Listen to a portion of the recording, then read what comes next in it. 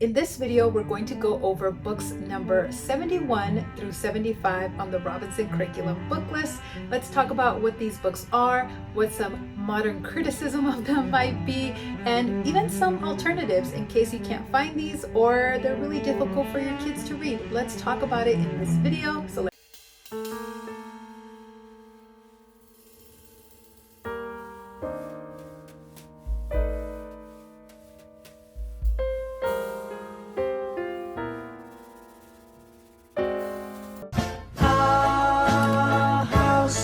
Hi there, welcome back, and if you're new here, welcome. My name is Karen and I like to help families achieve sustainable and enjoyable homeschooling. And the Robinson Curriculum is a great way to make for a sustainable and enjoyable homeschooling experience. By focusing on the big three, reading, writing, and arithmetic, they really build these skills and they develop great study habits. This is also a win-win for parents because it's a self-taught methodology. So they don't start off that way, but they build up to this point where they can really do homeschooling completely on their own. And you're there to just give them some feedback and create the learning environment and facilitate it, all of that, which doesn't take really more than 30 minutes out of your day. So it's a really great way to homeschool, and the books can be a point that either wins the parents over to this curriculum, or it could be sort of a pause for them, a hesitation. Can their kids really read these books? What if they don't like them? And I have videos talking all about that. But I find that if you as the parent, you get excited, you learn more about these books, and that will transfer over to your kids, sort of like the placebo effect, right? If you're already intimidated by these books, then chances are they are going to be as well. But by you learning about them and getting excited about them and what makes them so great, that enthusiasm will pass on to your kids and hopefully fostering that curiosity where they want to read these books. All right, so let's start off with book number 71, which is The Personal Memoirs of Ulysses S. Grant. This is an autobiography and it's book 2 of a 2-part series. So I've already talked about this book in the first part. I will leave a link down below with all of the book list, the series, and so you can watch it there. So I won't be too repetitive here, but as you may know, this is a book that he wrote when he was battling throat cancer, and he wanted his family to have, some financial means after he passed away. It's written in a very just sort of pragmatic way. I mean, there was no literary flourishes, nothing fancy, and yet it's considered to be one of the greatest autobiographies ever written about one of America's most famous presidents. So in case you haven't read it, I highly recommend it. Now, I haven't read it either, but I know that it's supposed to be one of the best autobiographies. So I do want to read it eventually. I find that I'm more interested now in history than ever before. I wasn't really in high school, but now I'm more interested in the Civil War and the American Revolution. So I want to read these books on the RC book list. I do enjoy a lot historical fiction. I feel like I learned a lot about the Civil War reading Gone with the Wind. I don't know, maybe it's silly, but I do think that literary fiction has its place, but of course nothing compares to reading autobiographies from the people that actually lived it, right? And this is one of the great things about RC. One of the biggest selling points is that instead of just reading like a curriculum or a textbook written by who knows who or some recent college graduate or someone trying to make everything all woke and whatever, you're again reading it from the people who actually lived it. So I think it's a better way. You're learning through living books. And so that's one of the great things about RC. Now, people ask like, well, how do you cover social studies, or how do you cover economics or history? Well, all of these books are in categories, right? So this one is absolutely under American history. So if you're writing a transcript and you have to put down something for history, don't think, oh no, I can't do this curriculum because there's nothing to put down. You can absolutely put down the personal memoirs of U.S. Grant under your history transcript, under that category. All curriculum is, or a textbook, is a collection of information. And that's exactly what a book is. And again, I think it's a superior form of that information because you're actually getting it from the people who were there that lived it. So we have some of these amazing treasures in the public domain. Why not read them? Why not use them as your curriculum versus spending more money on consumable materials, consumable curriculum? So that's my little rant there. Now this one I don't actually have a copy of. This is written in the late 1800s, so trying to find an original, good luck. And the reprints also good luck, because there's some really bad reprints on Amazon out there. Now this video is not sponsored at all, but I will say that my favorite reprints are New West Press. I own several of them. They're really great quality, sorry. They're always unabridged, fantastic, the hardbacks, the paperbacks. And in fact, people ask me about these white spine books on the shelf. Those are all New West Press books. They have most of the RC books, but not all of them. And this is one of them where I don't think they have it. I know they have the autobiography of Benjamin Franklin, but I don't think they have the memoirs of U.S. Grant. This is one that typically I just either print out or we read on the Kindle. I have this one on the Kindle. These type of books, the ones in the public domain, they're extremely cheap and affordable on Kindle as well, if you don't want to print it or hunt down a copy. So that's book number 71. Again, it's considered to be one of the greatest autobiographies ever written. And then moving on to 72, we have another biography. This is The Life of Washington, Volume 1 by Washington Irving. And this is also under the category of American history. Obviously, George Washington, one of the most influential, very famous, right, in American history. And this is not the first time that they learn about him in the RC book list. They start off very early on in the list with The Life of George Washington by Josephine Pollard. There's also Our Hero General Grant by the same author.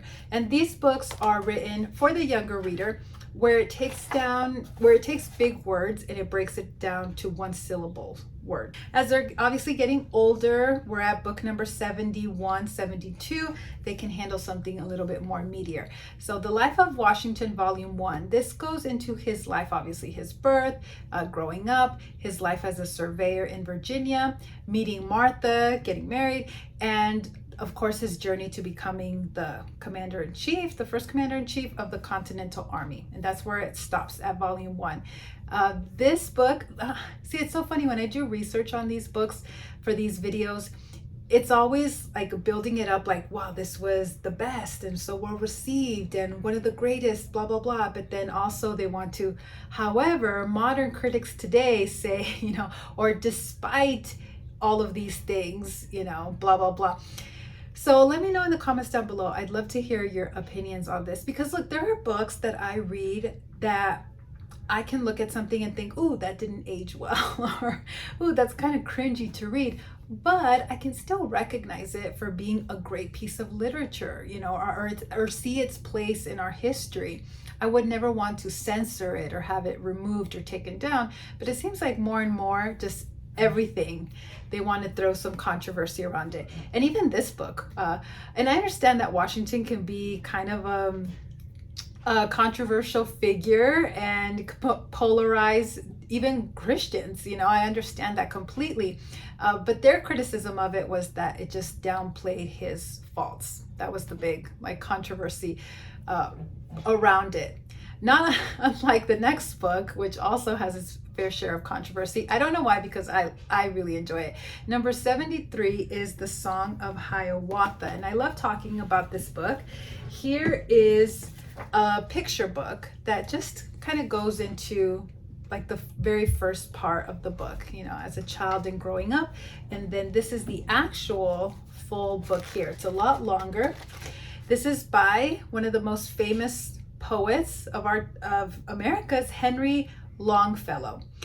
And this is considered to be an epic poem. It's beautiful. It has this certain rhythm to it. It's very kind of song-like. It's very easy and pleasant to read.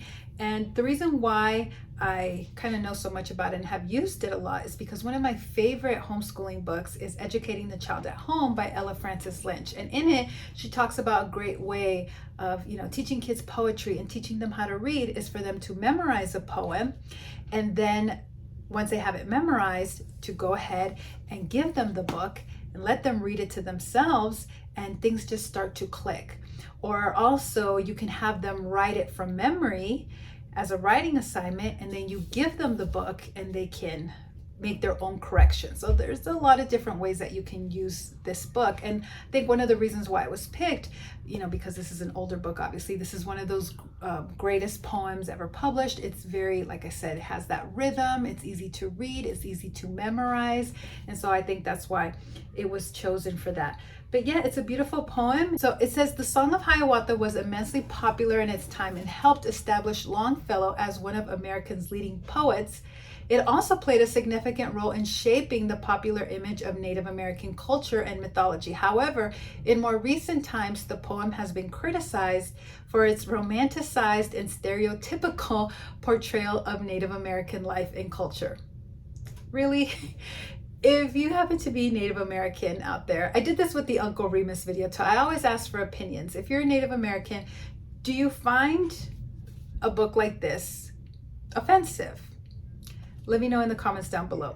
I think, look, as a born-again Bible-believing Christian, of course, I don't like the dress code or their beliefs, but I can still appreciate it as a work of literature. And I can definitely see why it has its place in the RC book list. All right, so book number 74 is The Prince and the Pauper. This is by Samuel Langhorne Clemens, very famous author, and we've talked about him a lot in this series already. And this book is under the categories of social studies, literature, and world history. So sometimes these books can go into multiple categories. So those are the three. Now I know I have this book because obviously my kids have read it, and I couldn't find it, but I know I have this book somewhere. I just can't find it right now. So to tell you a little bit about this book, the author, that's his real name, but you might know him under the pen name of Mark Twain. It was first published in 1881, and the novel tells the story of two young boys, one a prince named Edward Tudor, and another pauper named Tom Canty,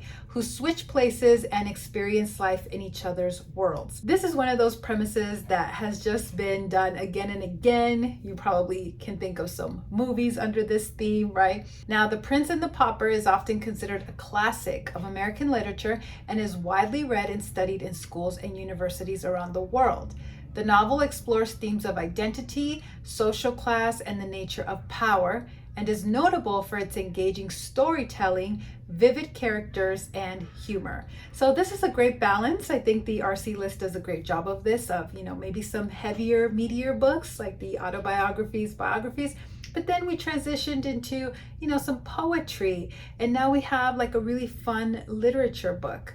So it does a great job of that. That also transitions to book 75, which is Robinson Crusoe, another very famous book by Daniel Defoe, and this is under the category of literature. Robinson Crusoe is a novel by the English author Daniel Defoe, and it was first published in, get this, 1719. This is a very old book. The novel tells the story of a young man named Robinson Crusoe who is shipwrecked on a deserted island and must find a way to survive on his own for over 20 years. The novel is written in the form of a memoir, with Crusoe recounting his experiences and the lessons he learned during his time on the island. He describes how he built a shelter, hunted for food, and created tools to make his life easier. He also recounts his encounters with cannibals and his eventual rescue and return to civilization. And again, like most RC books, it is widely regarded as a classic of English literature and one of the first English novels. It is notable for its realistic portrayal of life on a deserted island and for its exploration of themes such as self-reliance and colonialism. Again, it's driving me crazy because I know we have this book, but I couldn't find it either. However, I will say too that I really like the classic starts. It's obviously not complete and unabridged. It's retold, right? This is a retelling from the original. But sometimes if you have kids who are maybe struggling to read, these types of books, then I would say don't scrap the book altogether. Go with something like this, like a classic start book. And often you'll find that they really enjoy them. So these books, I think, have their place definitely, as do even the Who Was books. Like this is the Who Was George Washington book. I know these can be a bit problematic because, like everything, it might have some bias. But for the most part, I think the problematic books are very few and far between. I really enjoy these myself too. It's like a quick read. I can read them in one sitting. And so if you have some reluctant readers and you're really struggling to get them to read these books and to comprehend them and to be able to tell you anything that they remember, maybe try something like this. Don't throw the baby out with the bathwater. It's amazing how much they can tell me about the person after they read one of these books, or about the story after they read one of these books, versus maybe if they had to read one of these books. I still think they should make the attempt and work up to building that sort of reading stamina and reading comprehension. But I think these can be a great tool as well to sort of whet their appetite for these types of books and topics. Now, if you're interested in the Robinson curriculum, I do have a free 13-part video series that covers everything from A to Z. So I will leave that video course linked down below. I also have other resources to support your journey using the Robinson curriculum. These are things that have been incredibly helpful in our personal journey with it. Now, I think you would really like the whole playlist, in case you haven't seen it already, about this book list, but YouTube's algorithm thinks you would like this video instead. So whichever one you choose, I will see you there. Bye for now.